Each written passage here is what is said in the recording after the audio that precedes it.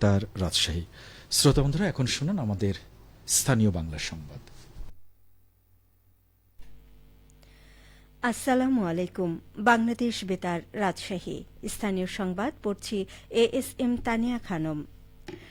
চীন ও বাংলাদেশের কৌশলগত সহযোগিতার প্রেক্ষাপটে রেশম গবেষণা ও উন্নয়ন বিষয়ে রাজশাহীতে সম্মেলন অনুষ্ঠিত হয়েছে। আজ বাংলাদেশ রেশম গবেষণা ও প্রশিক্ষণ ইনস্টিটিউটের সম্মেলন কক্ষে এ সম্মেলন অনুষ্ঠিত হয়। সম্মেলনে প্রধান অতিথি হিসেবে উপস্থিত ছিলেন বস্ত্র ও পাট প্রতিমন্ত্রী মোহাম্মদ শরীফুল আলম।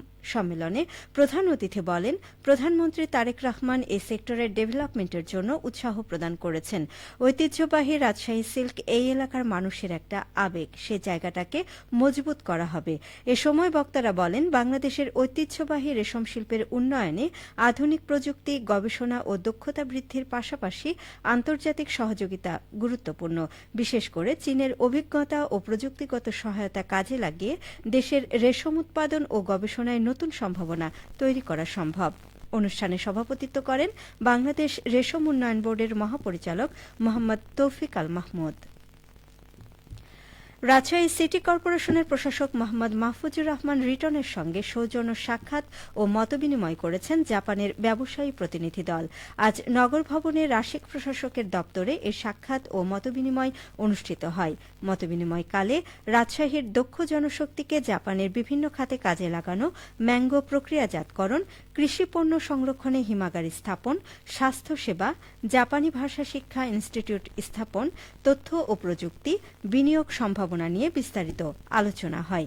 এছাড়া রাজশাহী সিটির সঙ্গে জাপানের কোন শহরের সিস্টার সিটি সম্পর্ক স্থাপনের বিষয়েও বৈঠকে ইতিবাচক আলোচনা হয়। এ সময় বাংলাদেশ সরকারের যথাযথ কর্তৃপক্ষ ও স্থানীয় সরকার, পল্লী উন্নয়ন ও সমবায় মন্ত্রণালয়ের অনুমোদন সাপেক্ষে এবং প্রচলিত আইন ও বিধিবিধান অনুসরণ করে জাপানের সঙ্গে কাজ করার আশাবাদ ব্যক্ত করেন রাশিক প্রশাসক। বগুড়ায় নারীদের নিরাপদ ও স্বাচ্ছন্দ্যময় যাতায়াতে চালু হল বিশেষ বাস সার্ভিস। শেরপুর থেকে মাটিডালি ও মোকামতলা থেকে বনানী রুটে চলবে বাস দুটি।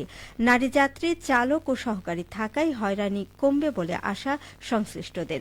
এ নিয়ে শুনুন আমাদের বগুড়া জেলা সংবাদদাতার বিশেষ প্রতিবেদন।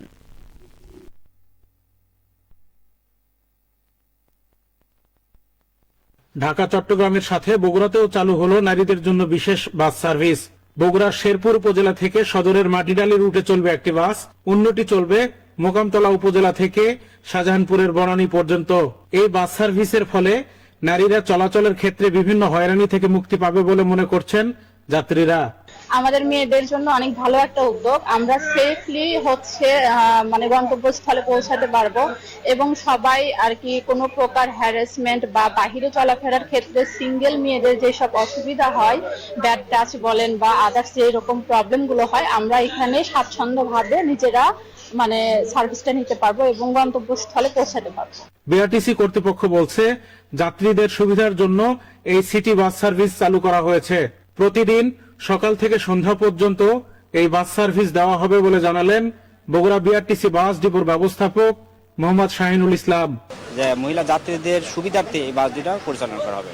সকাল 7টা থেকে ইনশাআল্লাহ সন্ধ্যা পর্যন্ত আমরা সিটি সার্ভিসে পরিচালনা করব। যাত্রী, চালক ও তার সহযোগীরা নারী হওয়ার কারণে এই বাস সার্ভিসে স্বাচ্ছন্দ্যে নারীরা চলাচল করতে পারবেন। এটি প্রধানমন্ত্রী তারেক রহমানের পক্ষ থেকে বিশেষ উপহার দেওয়া হয়েছে বলে জানালেন বগুড়া 6 আসনের সংসদ সদস্য ও জেলা বিএনপির সভাপতি রেজাউল করিম বাদশাহ। এই বাসের বিশেষত্ব হলো যে যাত্রী মহিলা থাকবেন, কন্ডাক্টর মহিলা থাকবেন, হেল্পার মহিলা থাকবেন, ড্রাইভার মহিলা থাকবেন। কাজেই তারা এই বাসটি নির্বিঘ্নে এবং স্বাচ্ছন্দ্যে তারা চলাচল করতে পারবেন। আমাদের নারী সমাজ এটা আমি মনে করি যে তাদের জন্য একটি বিশেষ মাননীয় প্রধানমন্ত্রী উপহার দিয়ে গেলেন। পর্যায়ক্রমে দেশের অন্যান্য জেলাতেও এই বাস সার্ভিস চালু করা হবে বলে আশা সংশ্লিষ্টদের। খোরশেদ আলম, বগুড়া জেলা সংবাদদাতা, বাংলাদেশ বেতার, রাজশাহী।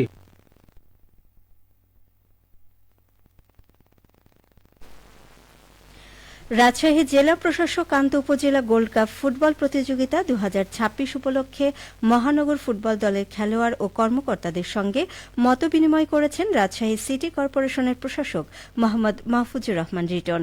আজ দুপুরে নগর ভবনের শরীর দত্ত গুপ্ত সভাকক্ষে এই মতবিনিময় সভা অনুষ্ঠিত হয়। সভায় রাশেক প্রশাসক বলেন, রাজশাহীর ক্রীড়াঙ্গনকে এগিয়ে নিতে নগরীতে 22টি খেলার মাঠ তৈরির উদ্যোগ নেওয়া হয়েছে। পাশাপাশি একটি ইনডোর স্টেডিয়ামের নির্মাণ কাজ শুরু হয়েছে। তিনি বলেন, মাদকমুক্ত রাজশাহী গড়তে যুব সমাজকে ক্রীড়া ও সাংস্কৃতিক কর্মকাণ্ডে সম্পৃক্ত করতে হবে। এ সময় মহানগর ফুটবল দলের সাফল্য কামনা করেন তিনি। সবশেষে আবহাওয়া। আজ রাজশাহীতে সর্বোচ্চ তাপমাত্রা ছিল 33.7 ডিগ্রি এবং সর্বনিম্ন 25.8 ডিগ্রি সেলসিয়াস। বিকেল 3টায় বাতাসে আপেক্ষিক আর্দ্রতার পরিমাণ ছিল 96%। রাজশাহী ও পার্শ্ববর্তী এলাকায় আজ সূর্যাস্ত সন্ধে 6:36। সংবাদ শেষ হল।